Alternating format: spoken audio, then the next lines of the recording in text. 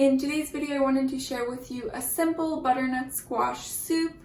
This soup is perfect for this time of the year where you want something warm, cozy, and I personally think it's perfect as a Thanksgiving starter. It's pretty light, nutritious, and so delicious.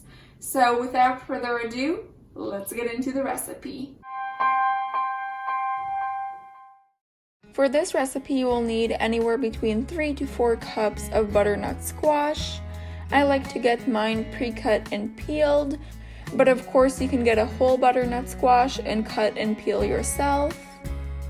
Next, you will need 1 large sweet potato.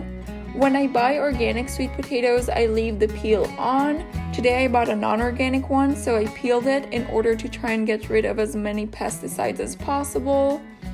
Then I cut it up into medium chunks by dicing it in half, then quarters, and then slicing it up.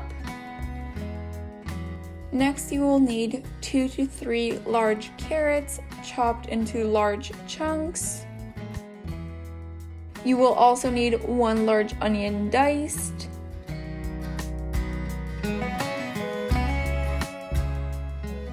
Anywhere from 1/3 to 1 cup of coconut milk. This will depend on how light or how creamy you would like this soup to be. Next, you will need 4 to 5 cups of vegetable stock or water. I like to make my own veggie broth out of veggie scraps, and I have a step-by-step video on how I do it that I will link up here as well as in the description below. Finally, you will need any spices that you enjoy. I like to add garlic powder, some cumin, paprika, and salt. Now it is time to prepare the soup. Start by heating up a pot with a splash of water or vegetable stock.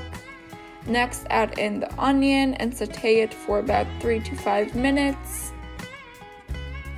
Then I add in the carrots and saute for another 5 to 7 minutes.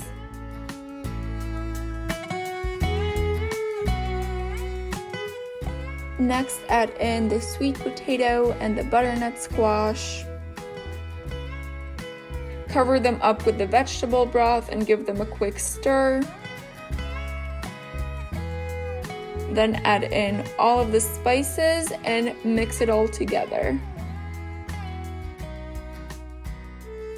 Then cover the pot, bring it up to a boil, and then lower the heat and let it simmer for 20 to 25 minutes until all the vegetables are nice and soft. Then it is time to add in the coconut milk and blend up the soup.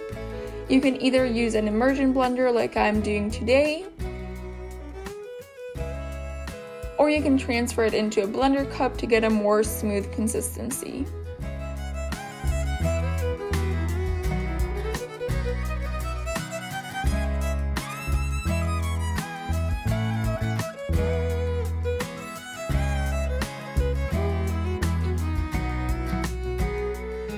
Then it is finally time to serve and enjoy.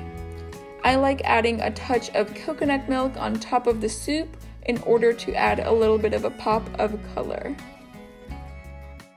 That is all for today's video. If you enjoyed it, make sure to like it. It makes my day and helps me out with the algorithm. I would also love for you to join the Living Life Simply community by subscribing down below. And feel free to let me know in the comments below if you give this recipe a try, and share this recipe with whoever you think might enjoy it. I will see you all very soon with a new video. Bye!